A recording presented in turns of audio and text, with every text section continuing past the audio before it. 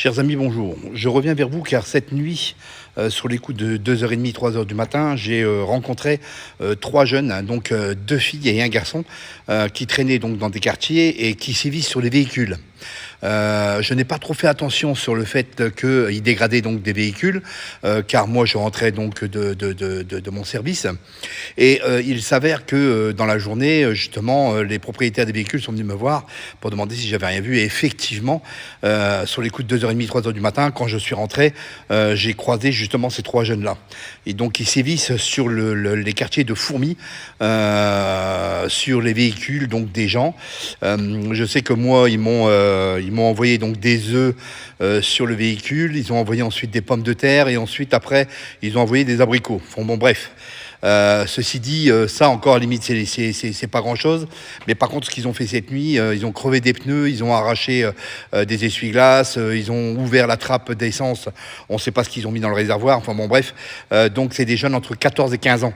Donc voilà, donc la gendarmerie sont prévenus. Et puis, donc faites très attention.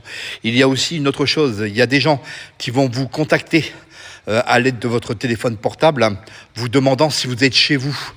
Donc vous leur posez la question comme moi j'ai fait naturellement, leur demandant de se présenter, et ils se font passer. Donc ils se font passer donc pour des livreurs. Alors ce ne sont pas des livreurs, ce sont simplement des gens qui essayent de savoir si vous êtes chez vous ou pas pour venir vous cambrioler.